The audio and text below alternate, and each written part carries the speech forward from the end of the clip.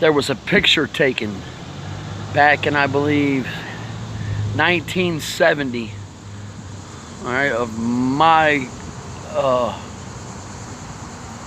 great grandpop, I believe, and myself sitting on these courthouse steps,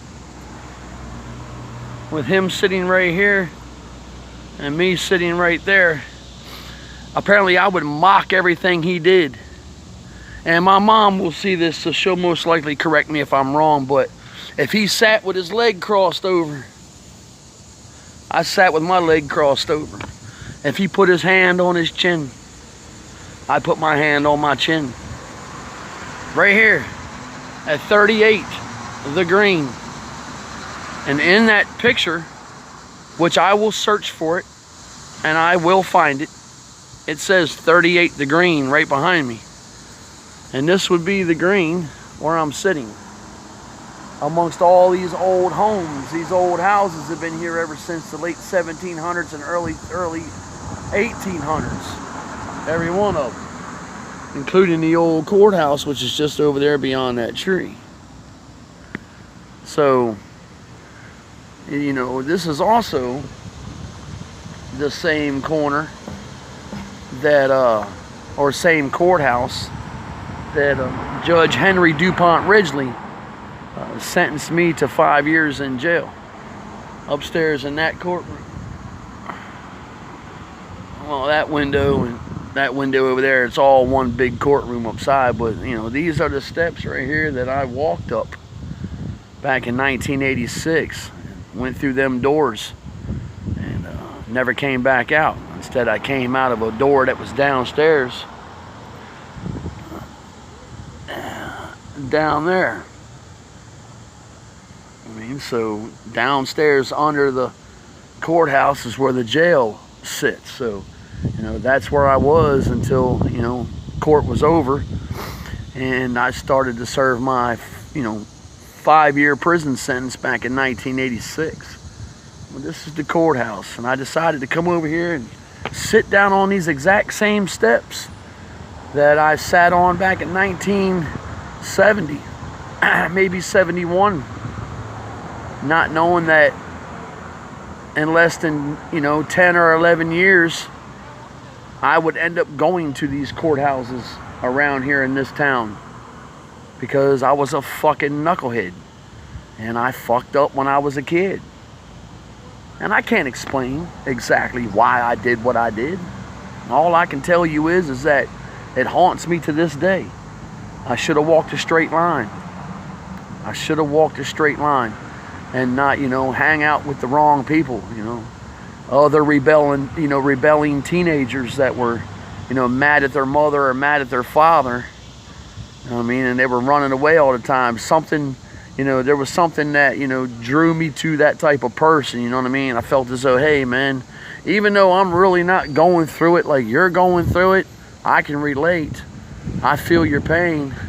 You know what I mean? You know, I hung out with them. You know what I mean? And then I started thinking about shit that I didn't like.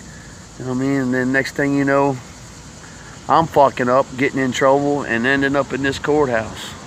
And there's more to this courthouse to see, but I really don't want to look at it anymore. All I know is these are the doors that I went in. I mean, that day back in 1986, in December, to be honest with you, December the 2nd or December the 3rd, 1986. Might have been even December 6th. I went to jail, man. Christmas was coming.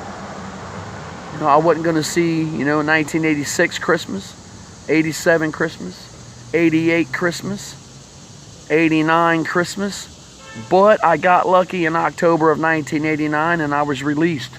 You know what I mean? So I still had a year and a half or so of probation, and they put me on it and had a $710 restitution that I had to pay, and so paid that off, and they dropped my probation in 1990, I believe it was. And I've never been back in this courthouse. Never had a judge tell me you're going back to jail. I mean, didn't have to go through all that because I learned my lesson. I learned a valuable lesson. when I went to jail, and that was to not fuck up again and end up in that little, 5 feet wide by 9 feet long prison cell. And let me tell you something, they were small.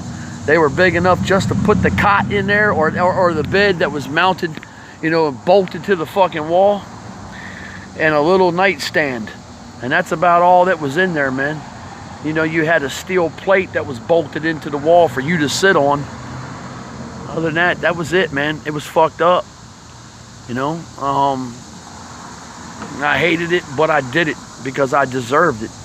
I needed that wake-up call, at a fresh, 18-year-old, you know what I mean?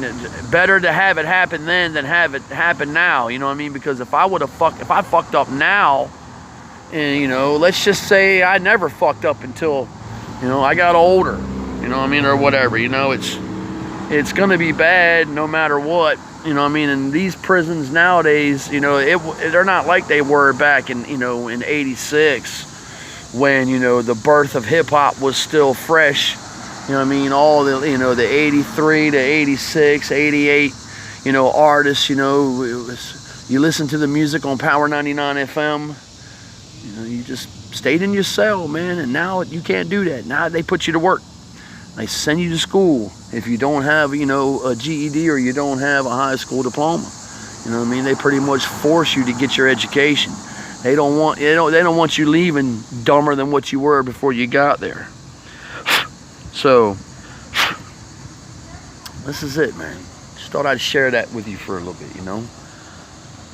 I'll go to another spot later on and I'll give you a little bit more history on something, that's in this town, because there's a lot here. I mean, the leaves are starting to fall off the trees. It's September. It's pretty cool to see that, There's lots of leaves and shit everywhere. And soon they'll change colors, man, and I'll be able to get that for you. So, have a nice day, man. Have a nice day.